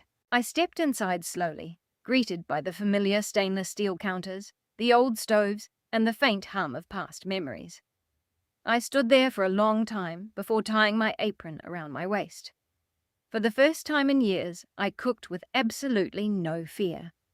Not for Vanessa, not for approval, not in defense, but for the truth. By afternoon, Margaret posted a short video online. It showed me in that kitchen preparing Thomas's beef stew. There were no explanations, no arguments, just the food, and my voice overlaying the clip. This isn't nostalgia. This is love you can actually taste. Within hours, the video spread faster than anything Vanessa had ever posted. The comments flooded in again, but this time, people weren't debating. They were remembering. And somewhere in Chicago, Vanessa was watching. After Margaret uploaded the video, 2 days passed without a word from Vanessa. But I could feel the tension building behind a closed door, waiting to break. Jason noticed it too. "She isn't finished," he muttered one morning while helping me prep vegetables. Rachel looked up from the table. "She can't keep escalating this forever, can she?" She offered a tight smile. Though knowing Vanessa, I wouldn't put anything past her. I didn't respond because deep down, I knew the truth. When people feel their entire identity slipping away, they don't stay silent. And Vanessa was completely losing her grip on the story she had spent years telling herself. That afternoon, the phone rang. It was an unknown number, but I knew exactly who it was. I answered. "Mom."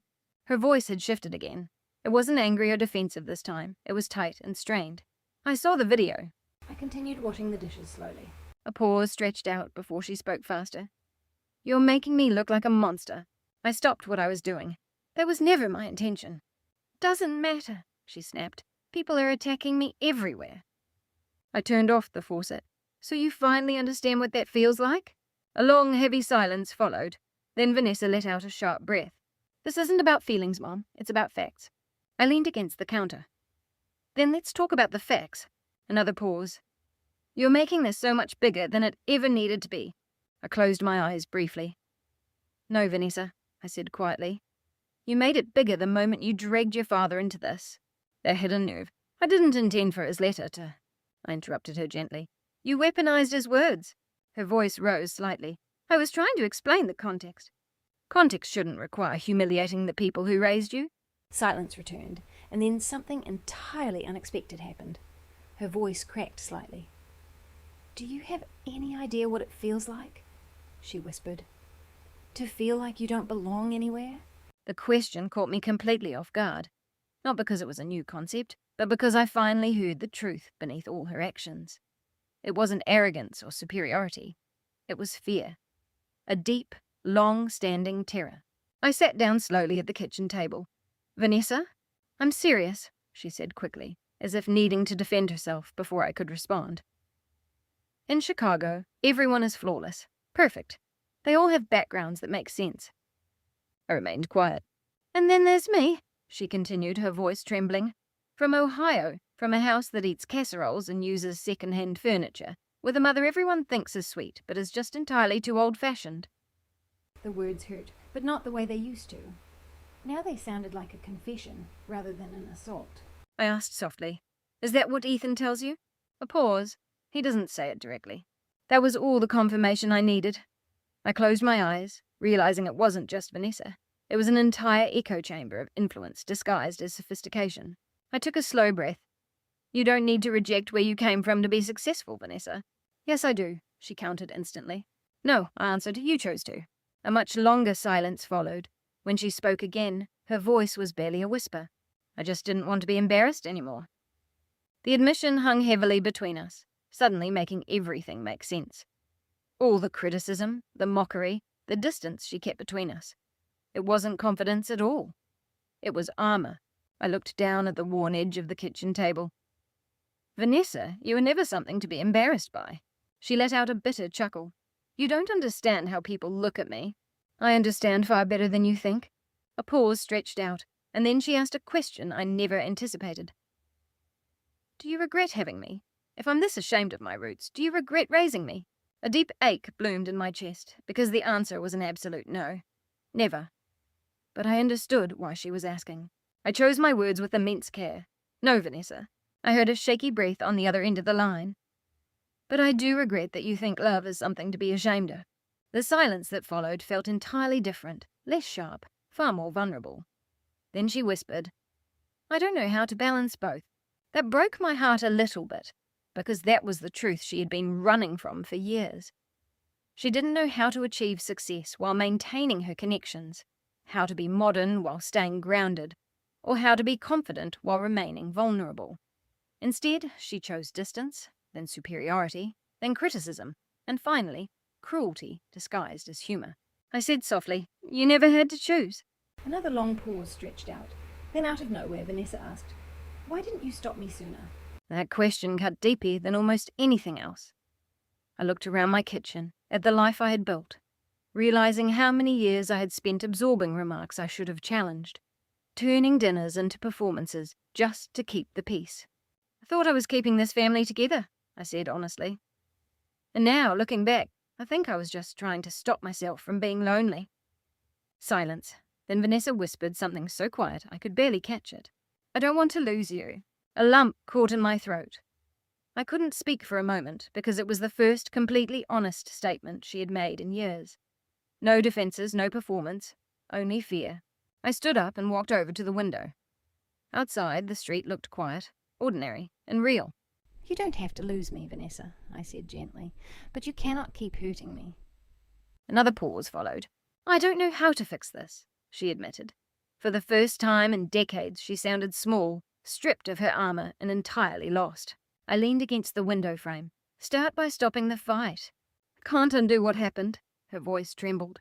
No, you can't, I agreed, but you can stop causing more damage. Silence. Then very softly she asked, What if people think I lost?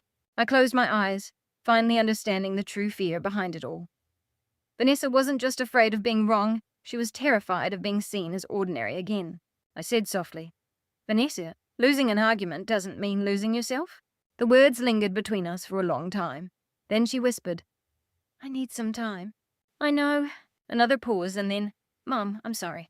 Just 3 simple words, but they carried an immense weight. For the first time in years, they felt genuine.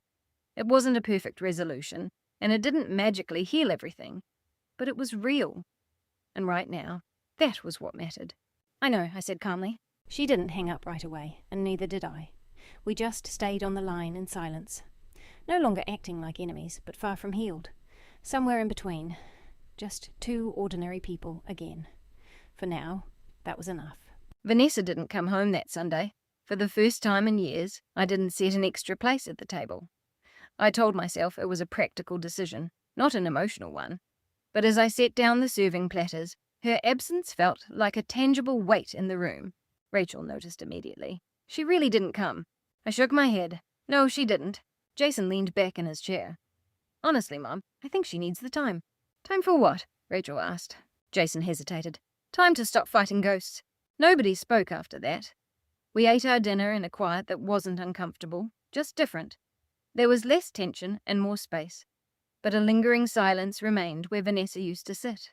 Later that evening, after Jason and Rachel left, I stood in the kitchen longer than usual, half expecting my phone to ring.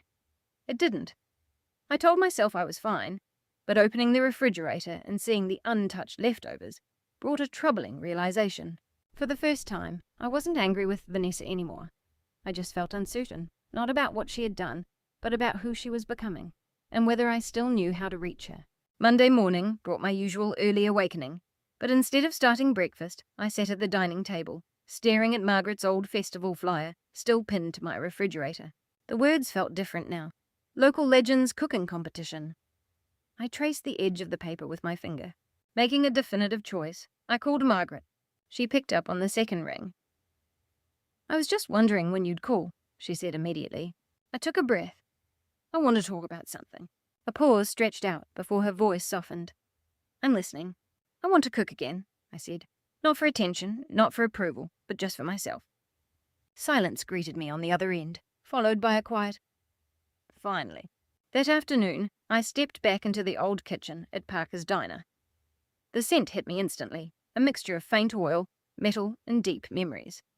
It felt like stepping into an alternate version of my life, a version where I still held absolute confidence in my hands and my worth. I tied my apron slowly.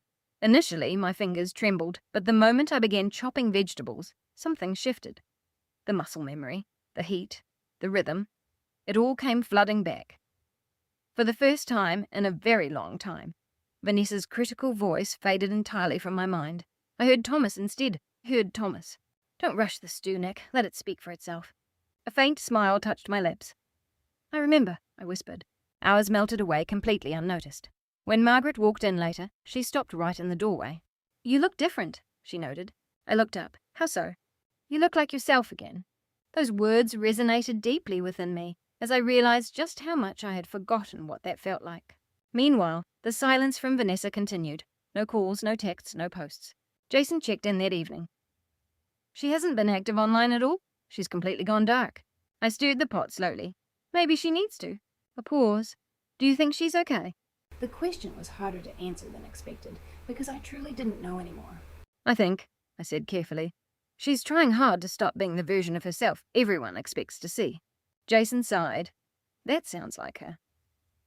But beneath his words, I caught a note of genuine worry, the kind of concern only a sibling feels when someone they love is quietly falling apart.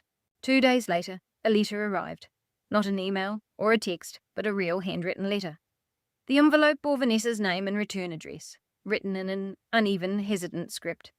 I sat down at the dining table before opening it, my hands shaking slightly. It was just a single page, short and direct. Mom, I don't know how to say this without sounding defensive, so I chose to write it down instead. I was wrong. Not about everything, but about enough. I think I spent so much time trying to outrun where I came from that I forgot it was also the place where I learned how to love. I see now that I hurt you deeply, far more than I realized. I don't know how to fix it yet, but I want to try. I don't expect things to go back to the way they were. I don't think they can. I just don't want to run away from you anymore, Vanessa. I read it twice, then a third time. My chest tightened, not with pain, but with the sensation of a long-standing pressure finally releasing. Rachel arrived while I was still holding the page, her eyes immediately finding my face. "Is it from her?" I nodded. Jason stepped closer. "What does it say?" I handed the letter to Rachel, who read it slowly. Jason watched her expression intently. When she finished, she looked up. "She's trying," she said softly. Jason exhaled. "It's about time." But I didn't respond immediately. Something else was shifting inside me. I wasn't rushing to offer forgiveness or force a reconciliation. I simply noticed that the anger I had carried for so long was no longer quite as sharp. It hadn't vanished entirely, but it had grown quiet. Rachel sat down beside me. "So what now?" I looked down at the letter again, then around the kitchen, at the table Thomas built, at the space Vanessa used to occupy, and at the life we were all trying to rebuild in our own separate ways. "I don't know," I admitted. For the very first time, that uncertainty didn't feel like a failure. It felt like space to breathe. Jason nodded slowly. "Maybe that's okay." Later that night, after they left, I stood alone in the kitchen once more, clutching Vanessa's letter. Outside, the street was entirely still. The house didn't feel empty anymore, but it wasn't completely whole either. It rested somewhere in between, just like us. I placed the letter carefully on the table, not closing a door, but not flinging it wide open either. Leaving it right there, I turned off the kitchen light, realizing something I had never truly understood before. Healing doesn't arrive with a loud, grand gesture. It doesn't fix everything all at once. It simply begins the exact moment you stop pretending that nothing is broken. When Vanessa returned to my house for the first time after everything, she didn't knock. She simply stood out on the porch. I caught sight of her through the kitchen window while washing dishes. For a moment, neither of us moved. She looked different, not in her appearance, but in her posture. Less polished, less guarded, like someone who had spent too much time thinking to bother with the performance. Rachel noticed her first. "She's here," she whispered. Jason looked up from the table. Finally. I dried my hands slowly on a towel and walked toward the door. When I opened it, Vanessa didn't speak right away. "Hi, Mom," she said at last, her voice softer than I remembered. "Hi," I replied. An unfamiliar silence stretched between us, completely devoid of hostility. She lowered her gaze briefly. "I wasn't sure if I should come." I gave a slight nod. "I understand." That response seemed to unnerve her more than an angry outburst would have. I wasn't pushing her away, but I wasn't pulling her in either. I was just standing there, holding the space. Jason appeared in the doorway behind me, with Rachel close behind. The four of us stood in a strange quiet, looking for all the world like a family trying to remember its original shape. Vanessa finally broke the silence. "I read the letter," she said calmly. "Dad's letter." I felt a slight tightening in my chest. "Did you?" I asked gently. She swallowed hard. "I didn't understand a lot of things before." Jason crossed his arms, but didn't interrupt. Rachel remained still. "I thought success meant putting distance between myself and everything that made me feel small," Vanessa continued, letting out a short, uncertain laugh. "But I think I confused small with familiar." Her gaze rose to meet mine. "I didn't realize I was trying to make myself feel powerful by tearing you down." That honesty cut deeper than any of her past insults because it wasn't defensive. There were no justifications, just a plain admission of the truth. I stepped aside slightly. "Would you like to come in?" Vanessa hesitated for a fraction of a second, then nodded. Once inside, she walked slowly through the kitchen as if seeing it for the very first time. The same cabinets, the same table Thomas built, the space she used to ridicule without a second thought. Jason watched her intently, and Rachel stood closer to me than usual. Vanessa finally took a seat at the table. She didn't choose the head of the table or sit with a sense of entitlement. She just took an ordinary seat. "I don't know how to fix this," she admitted. Jason let out a breath. "That's the first completely real thing you've said in years." Rachel shot him a warning glance, but Vanessa didn't get defensive. Instead, she offered a slight nod. "I know." Silence settled over us again, but it no longer felt heavy. It felt like waiting. I sat down across from her. "Vanessa," I said softly. She looked up. "I don't need you to be perfect." Her eyes shimmered slightly. "But I do need you to stop hurting me."